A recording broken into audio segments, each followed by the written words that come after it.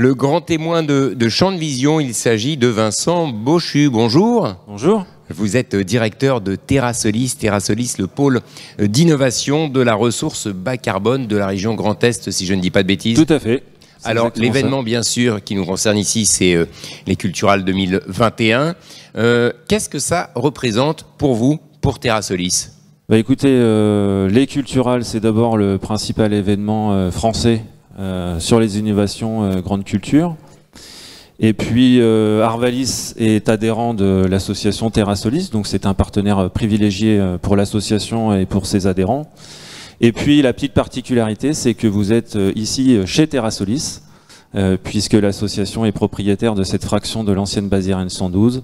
Nous avions accueilli les Culturales en 2017, c'était une magnifique réussite. Et donc tout naturellement, nous avons reconduit le partenariat pour cette nouvelle édition. Que représente l'événement? Vous y faites certaines choses en particulier? C'est un lieu de rencontre, d'échange, d'informations aussi, j'imagine?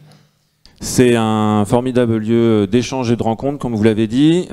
Cette année, avec Arvalis, nous avons co-construit l'espace méthanisation qui est juste à côté. Et donc vous pouvez retrouver TerraSolis, notamment sur le volet ferme bas carbone, puisque c'est notre thématique phare. Avec tous les enjeux autour de la méthanisation. Exactement. Et puis plus globalement, c'est un lieu d'échange, en effet, de rencontre. C'est aussi avec la crise sanitaire que nous avons connue, le premier événement dans notre région d'importance. Donc ça permet aussi de revoir physiquement nos adhérents, les agriculteurs. Donc c'est une belle occasion de repartager tout ça. Particularité aussi, bien sûr, vous êtes partenaire de l'événement. Vous n'êtes pas simplement présent, vous êtes aussi partenaire. Pourquoi? Qu'est-ce que ça signifie, ça, en fait? Ce que ça signifie, c'est que, comme je vous l'ai dit, nous avons déjà une relation privilégiée, on va dire, avec Arvalis, du fait de l'adhésion de Arvalis à l'association. Nous travaillons déjà avec Arvalis, notamment ici, dans le cadre de la ferme expérimentale, puisque nous accueillons la plateforme CIPRE, qui est une plateforme inter-institut.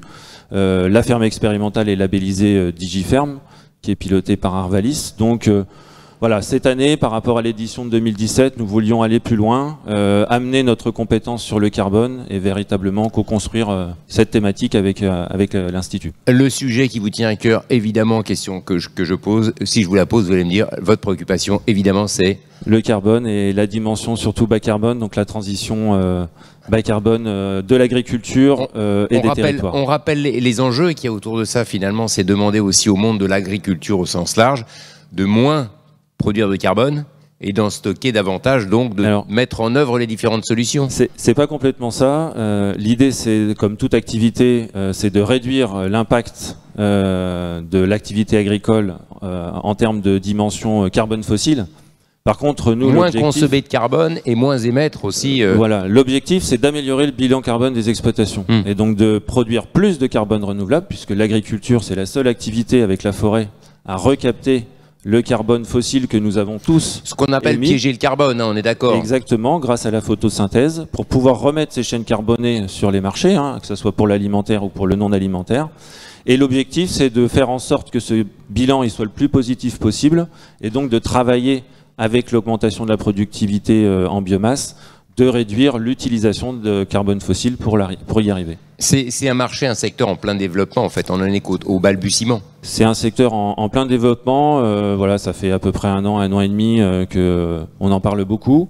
Il y a encore beaucoup à faire, mais nous pensons que c'est un formidable levier de croissance pour l'avenir et qui permettra en même temps de répondre aux attentes de la société. Vincent Bochu, je vous remercie. Merci à vous. Au revoir.